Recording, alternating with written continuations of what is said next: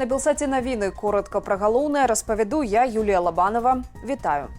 Лідар руху за свабоду Юрась Губарэвіч, які цяпер жыве за мяжою, заявіў пра намер браць удзел у выбарах прэзідэнта Беларусі. Палітык сцвярджае, што не мае фармальных абмежаванняў для вылучэння адпаведна з нормамі закону. Губарэвіч даслаў заяву ў цэнтральную выбарчую камісію разам са спісам ініцыятыўнай групы ды іншымі дакументамі, неабходнымі для рэгістрацыі. 100 000 подпісаў грамадзянаў, патрэбных для вылучэння, Губарэвіч будзе збіраць сярод беларусаў замежжа. Вылучыць сваю кандыдатуру на выбары можа беларус паводле права нараджэння і не маладзейшы за 40 гадоў, які жыў не менш за 20 гадоў у Беларусі да выбараў, які не быў пад судом і не мае замежнага грамадзянства ці дакументаў, што даюць ільготы на тэрыторыі замежных дзяржаваў. 24 кастрычніка старшыня цэнтральнай выбарчай камісіі Ігор Карпенка заяўляў, што беларусы за мяжою могуць узяць удзел у выбарах на агульных умовах, але каб зарэгістраваць ініцыятыўную групу, маюць прыехаць у Беларусь.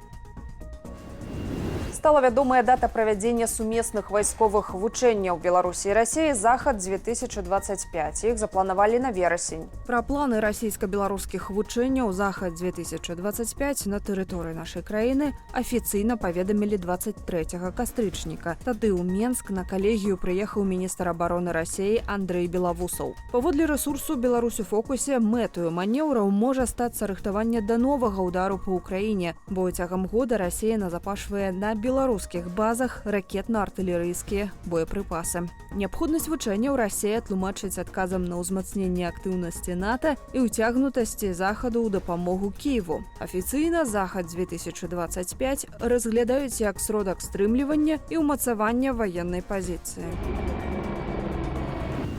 Злучаныя Штаты Амерыкі і Еўразвяз заклікалі расследаваць парушэнні падчас парламенцкіх выбараў у Грузіі, зафіксаваныя міжнароднымі і мясцовымі назіральнікамі. Гэтак з заявай расследаваць выбары выступіў дзяржсакратар ЗША Энтоні Блінкен. Верхоўны прадстаўнік Еўразвяза Жозеп Борэль заявіў, што выбары ў Грузіі прайшлі ў напружанай абстаноўцы з частымі парушэннямі таямніцы галасавання і запалохваннем выбаршчыкаў. Прэзідэнт Грузіі не прызнала выбары і заклікала да пратэсту ля будынку парламента ў Тбілісі, што мае адбыцца сёння о 19-й. Па звестках ЦВК Грузіі на выбарах у парламент перамагла кіруючая партыя «Грузінская мара», якую называюць прарасейскай. Партыя нібы атрымала 53,93% і пачала святкаваць яшчэ да афіцыйных вынікаў. Звесткі экзіт-полаў пры гэтым прагназавалі перамогу апазіцыі.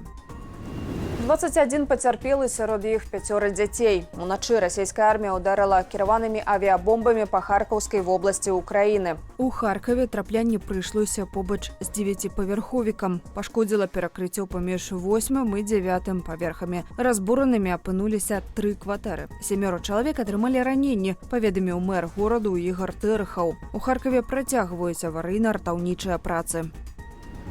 Абстрэлы зазнаў і украінскі Херсон. Там 2 загінулых і 4 параненых. У меня дырка с 10-го подъезда, дырка у Сереги тут тоже лежала. Первый прилет был, она вахнула, я не обратила внимания, потому что это, кажется, звонная гипертония. Это начался пак. Позвонила соседка, говорит, прилеты. Я вышла на тот балкон, была вспышка, где-то в 22:10-12 так вот, 3-й прилет. И я уже сюда подошла, оно гахнуло, я упала. И оно тут все вынесло, пошло. Сюда ванну, двери вынесло, все полностью, потолок и это вылетело здесь. И я уже потом на улицу выбежала. Как бахнуло, я скотила скрывать, я не знала, куда идти. И меня начало так телепать, я еле вышла гола, боса на коридор.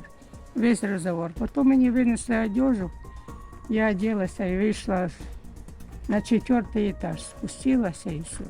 Пад абстрэлы трапіў цэнтральны раён Херсону. Пашкоджаныя 4 шматпавярховікі і прыватныя жылыя дамы. Загінулі 2 жанчыны ў веку 50 і 71 года. Сярод 4 параненых 13-гадовы хлопчык.